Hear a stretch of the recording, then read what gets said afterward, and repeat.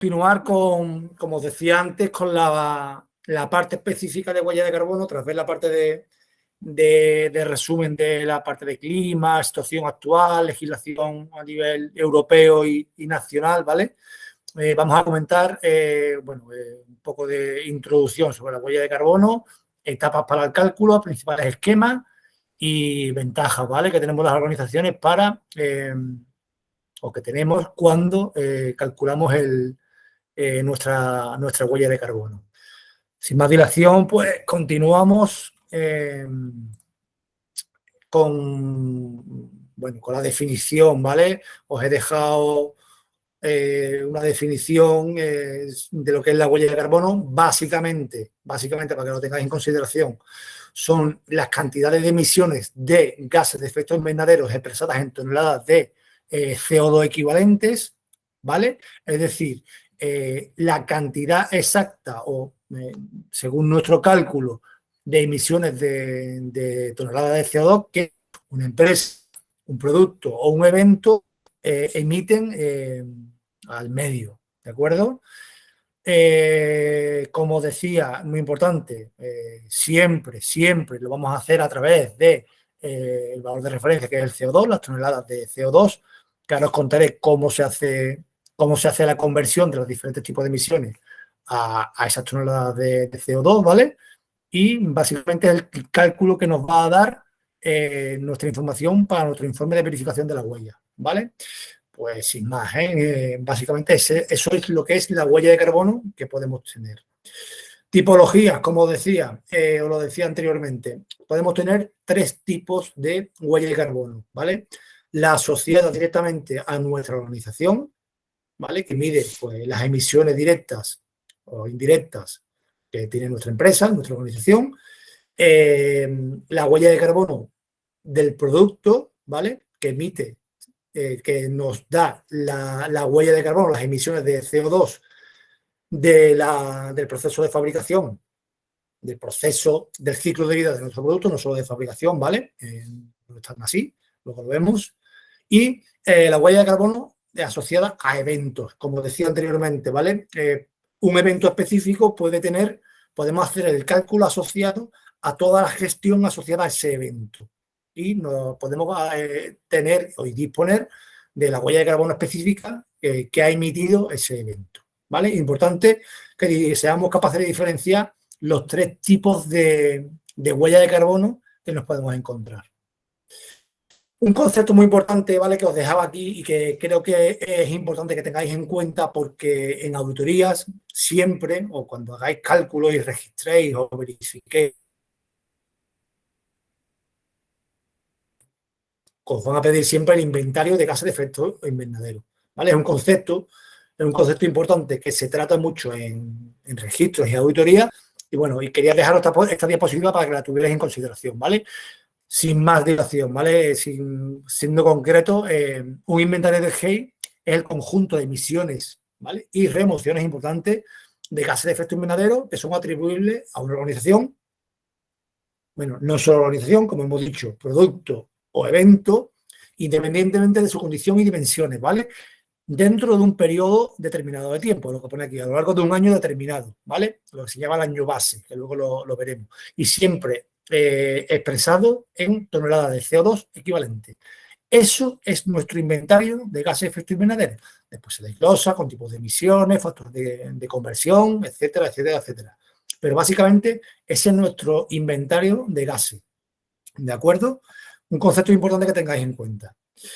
Vale, entramos un poco en materia. Como decía antes, aquí os dejo, vamos a ver en la siguiente diapositiva, las 5 principales etapas que yo considero para llevar a cabo el cálculo de la huella de carbono. Aquí os lo dejo, son 5, la definición de los límites y el alcance de nuestro cálculo, la determinación del año base, ¿vale? El periodo de tiempo que comentábamos, la identificación de las emisiones, de los tipos de emisiones, nuestro cálculo como tal y el registro o verificación de nuestra huella, ¿vale? Que ahí os ponía opcional porque ya sabéis que no es obligatorio en todos los casos. La legislación sí que marca unas obligaciones en determinados sitios a nivel nacional, ¿vale? Bueno, ahí os voy a presentar un poco los principales mecanismos de registro y de verificación que podemos encontrarnos. ¿Vale? Pues comenzamos. Primera etapa, definición de los límites y del alcance. Nos vamos a centrar en la definición de los límites.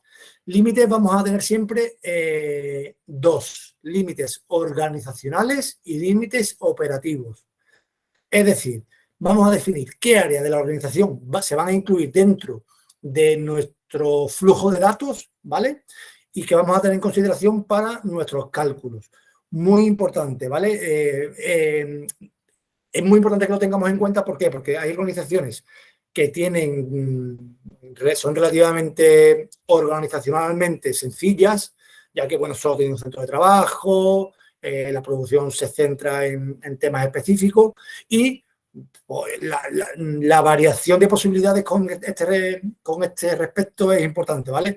¿Por qué? Porque nos podemos encontrar organizaciones con muchos centros de trabajo, diferentes tipos de actividades y demás. Entonces, es muy importante que establezcamos inicialmente los límites de la organización y los límites operativos de nuestras actividades. ¿Qué actividades vamos a tener en cuenta para el cálculo de nuestra huella de carbono? ¿De acuerdo? Muy importante, ¿vale? Que comencemos por esta parte. Posteriormente vamos a definir los alcances, ¿vale? Creo que si estamos aquí ya todos habéis oído hablar de los alcances. Alcances hay tres, ¿vale? Tenemos emisiones directas, ¿vale? Alcance 1, emisiones directas de gases de efecto invernadero. Por ejemplo, aquí os ponía alguna, ¿vale? Combustión en caldera, hornos, vehículos, ¿vale? Asociado directamente a nuestra actividad, ¿vale? Por ejemplo, os ponía aquí, también incluye las emisiones fugitivas. ¿Qué son estas emisiones fugitivas? Pues poner algunos ejemplos: fugas de aire acondicionado, fugas de metano, ¿vale? En conductos, etcétera, etcétera. Ese tipo de fugas son emisiones directas que tenemos en nuestra organización o en nuestro producto y entran dentro del alcance 1. Alcance 2, emisiones indirectas asociadas a la generación, ¿vale? De electricidad adquirida y consumida. Si la producimos o la consumimos directamente, ¿vale?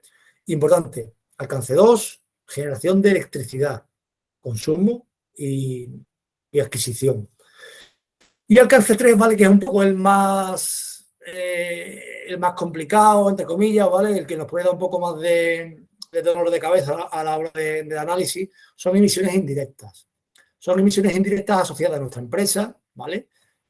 Proveedores, logística, desplazamiento, ¿no? Algunos me comentabais antes, me ponéis en la consulta, del desplazamiento de los trabajadores al puesto de trabajo, ¿vale? Bueno, pues es ese cálculo de las emisiones indirectas más representativas, ¿vale? Aquellas que no nos excluyamos. Recordad lo que os decía al principio, podemos excluirnos emisiones que no sean relevantes en nuestra huella de carbono, tenemos que hacer ese análisis de riesgo, ¿vale? Pero es importante que tengamos en cuenta el alcance 3, que son emisiones indirectas, ¿vale? Viajes, como os pone aquí, transporte de materias primas, ¿vale? Toda la parte de logística, de proveedores y demás, que sean de consideración para nuestra huella de carbono y se utilicen cuando vayamos a calcular nuestro alcance 3. ¿De acuerdo? Importante. Vale, determinación del año base. El año base es el periodo de tiempo, el año natural, sobre el que vamos a hacer nuestra huella de carbono. ¿Vale? Como os comentaba, importante, los datos de los factores de equivalencia siempre suelen publicarse en el Ministerio aproximadamente en los meses de abril, mayo, ¿vale? Es decir, los datos de 2021 pues han salido en abril, mayo de 2000, salieron en mayo, creo, de 2022, para que podamos hacer cálculos sobre el año anterior. Entonces, siempre tenemos que definir el año base sobre el que vamos a hacer nuestro cálculo. Si lo quisiéramos hacer ahora, ¿vale? No tendríamos los datos de 2022, lo tendríamos que hacer sobre el año 2021 y así sucesivamente. Importante. Y que nos establezcamos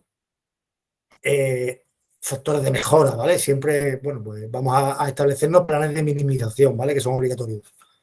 ¿De acuerdo? Determinación del año base, el periodo de tiempo, importante. Tipos de emisiones. Como decía antes, vamos a tener posibles emisiones directas, y emisiones indirectas asociadas a nuestra organización, a nuestro producto o a nuestro evento, ¿vale? De forma que podamos calcular dentro de los diferentes alcances que hemos visto antes nuestra huella de carbono. Aquí en la imagen de la izquierda, sí, a la derecha en vuestra pantalla, os ponía los 6 principales grupos importantes de emisiones. Vapor de agua, ozono, metano, óxido de nitrógeno, clorofluorocarbonos y dióxido de carbono como tal, ¿vale? Son los grupos, ¿vale?, de gases que se acumulan en la atmósfera y que debemos ir determinando en función de nuestros diferentes tipos de emisiones, ¿vale? Ya antes, dentro de los alcances, hemos comentado lo que son las emisiones directas y las emisiones indirectas, que van a influir dentro del cálculo de nuestra huella de carbono en base al alcance que vayamos a determinar, ¿de acuerdo? Vale, pues continuamos. Una vez que hemos definido límites, alcance, año base y tipo de emisiones, ya tenemos los datos para hacer nuestro cálculo. ¿Cómo hacemos nuestro cálculo? A ver, herramientas calculadoras existen gran variedad, ¿de acuerdo? Pero básicamente lo que tenemos que hacer es el dato de la actividad, el dato específico del tipo de emisión, multiplicarlo por lo que se llama un factor de emisión, un factor de conversión, que es lo que comentaba, que publica el Ministerio periódicamente. Así, lo que hacemos es convertir kilómetros de desplazamiento de trabajadores al trabajo en toneladas de CO2 equivalente, ¿vale?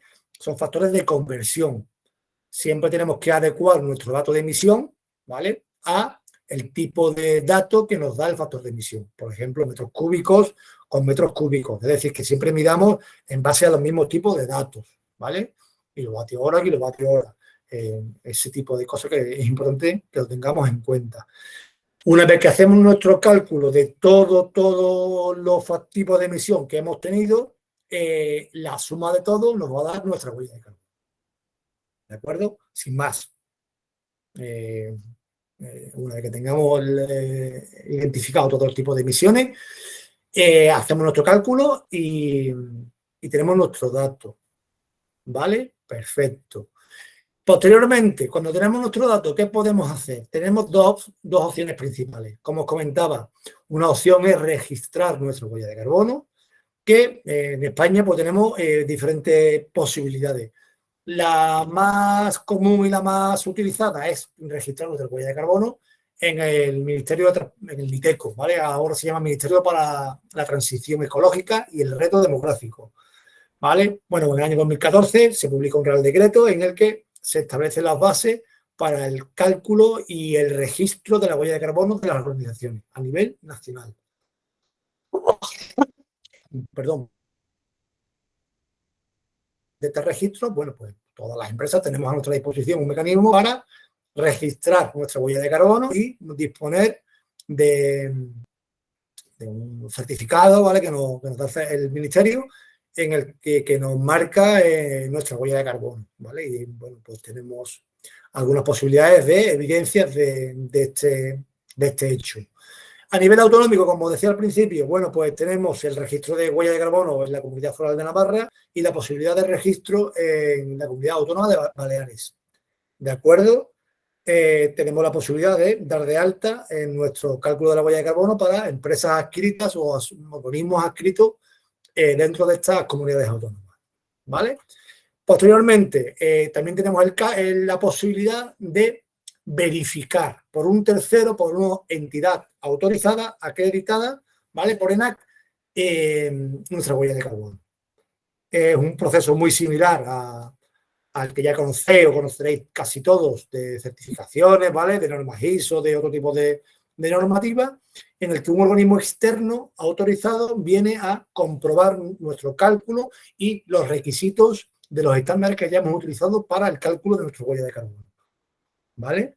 En España, el organismo que rige a las entidades de certificación, ¿vale?, que realiza las verificaciones, es ENAC, como en el caso de otro tipo de certificaciones, ¿vale? Hemos visto las etapas bien diferenciadas de que llevaríamos a cabo el cálculo de la huella de carbono, Y aquí os dejamos un pequeño una diapositiva en la que podemos comprobar los tipos de cálculos que podemos realizar en nuestra organización, ¿vale? Tipos de cálculo en base a estándares, ¿eh?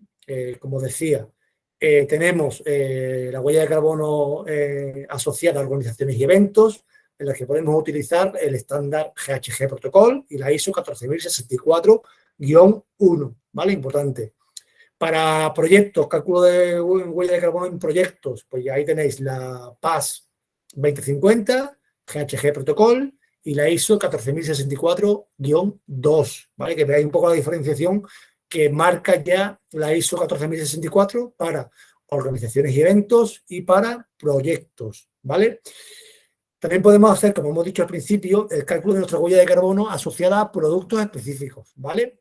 Que igualmente vamos a tener la PAS 2050, el GHG Protocol y la ISO 14067. Aquí sí que cambia, ¿de acuerdo? Y para el tema de mecanismos de compensación y neutralización, como decíamos antes, ¿vale? Las posibilidades que tenemos, se utiliza la norma PAS 2050. Como principales esquemas y los más utilizados, ahora vamos a hablar de los dos principales, ¿vale? ISO 14064, ¿de acuerdo? Y GHG Protocol. ISO 14064, bueno, pues ISO 14064 es un estándar desarrollado por la Organización Internacional de Estandarización, ISO, ¿vale? En el que se desarrolla una serie de estándares que marcan el cómo debemos hacer nuestro cálculo, y también tiene nuestro cálculo con una serie de requisitos que todos tenemos que respetar para realizar el cálculo de nuestra huella de carbono. Y una de las partes, ¿vale? La ISO 14064-3, que marca los mecanismos, ¿vale? Para la ejecución de la verificación, ¿vale? Los requisitos y demás que debemos tener todos en cuenta, empresas y organismos de verificación, a la hora de realizar la verificación de nuestra huella de carbono. Perdón. Como os comentaba antes, principalmente la ISO 14064 la vamos a utilizar para poder calcular la huella de carbono en relación a organizaciones concretas y para proyectos. Para el cálculo de huella de carbono en organizaciones vamos a utilizar siempre ISO 14064-1, ¿vale? Porque es la que marca los requisitos específicos para esto. Si vamos a calcular la huella de carbono para proyectos específicos, vamos a utilizar la ISO 14064-2. Se caracterizan cada una por unos requisitos específicos asociados al cálculo de la huella de carbono en organizaciones, -1, o proyectos, -2. Recordad, para cálculo de huella de carbono en productos vamos a utilizar la ISO 14067, ¿de acuerdo? Importante, os ponía en la última actualización de la ISO 14064-1, ¿vale? Que es la que más se suele utilizar. Ya marca, hay una actualización del año 2019 que marca que desde enero de 2022 todas las organizaciones que utilicen esta norma para el cálculo de la huella de carbono de sus organizaciones deben publicar esta versión de la norma, ¿de acuerdo? Muy importante, os lo dejo al final. La ISO 14064-1 marca obligatoriamente la obligación que tenemos las empresas para utilizar y analizar el alcance 3. Es decir, es obligatorio el cálculo del alcance 3 de nuestras organizaciones si vamos a utilizar ISO 14064-1, ¿vale? Porque obliga a que calculemos las emisiones indirectas más significativas, ¿vale? Importante, es más significativa en relación a las exclusiones de emisiones que podemos llegar a tener en base a su importancia, ¿vale? Recordad lo que comentábamos antes. ¿De acuerdo? ¿Alguna duda con esto? Voy a comprobar. Nada, ¿no? Vale, pues esto es importante que lo tengáis en cuenta para todos los que vayáis a utilizar la ISO 14064-1 en el cálculo de vuestra huella de carbono, ¿vale? Alcance 1, 2 y 3 obligatorios. La principal, bueno, aquí os dejaba, bueno, un pequeño diagrama que marca un poco las fases que debemos llevar todos a la hora del cálculo de nuestra huella de carbono, ¿vale? Tanto a nivel organizativo como a nivel de proyecto. Y bueno, qué tenemos que ir haciendo, el diseño y desarrollo del inventario, la documentación asociada, y andaríamos en todas las partes de verificación realizada por un organismo autorizado. ¿De acuerdo? Que eso lo marca, recordad, la ISO 14064-3. ¿Vale? Las etapas, bueno, pues ya lo que comentábamos antes y los requisitos específicos que marcan este tipo de normativas. ¿De acuerdo? Vale. Como os comentaba, el otro gran estándar, el principal estándar que se utiliza para la huella de carbono, que nos vale tanto para organizaciones como productos como proyectos, es GHG Protocol. ¿Vale? Bueno, pues es una iniciativa, ¿vale? Que marca, crea el World Resource Institute, ¿vale? Y que establece una metodología específica para el cálculo de la huella de carbono. Muy importante, es la principal herramienta que se utiliza hoy día para el cálculo, tanto a nivel organizativo como de proyectos y productos y eventos, ¿vale? Muy importante y nos da la posibilidad de el cálculo a nivel huella de carbono alcance 1 y 2 sin incluir el alcance 3, si nosotros queremos, ¿vale? También tenemos la posibilidad de hacerlo de forma conjunta con los 3 alcances. Es una diferencia importante que nos marca este tipo de normas y que, bueno, todos tenemos que tener en cuenta a la hora de iniciarnos en el cálculo de nuestra huella de carbono. ¿De acuerdo? Por último, os dejaba, aunque ya lo hemos ido comentando durante la exposición, ha ido saliendo sobre la marcha, pero os quería dejar esta última diapositiva en el que marcamos las principales ventajas que podemos tener todos cuando calculamos nuestra huella de carbono, ¿vale? Muy importante, a nivel imagen de empresa, lo tengo abajo, la penúltima, mejorar la reputación corporativa y el posicionamiento de la empresa. A ver, hoy día está muy de moda, ya todo lo veis en el día a día, la visualización que tenemos todas las organizaciones desde el punto de vista de sostenibilidad, relacionados con huella de carbono, economía circular, residuos cero, etcétera, etcétera, etcétera.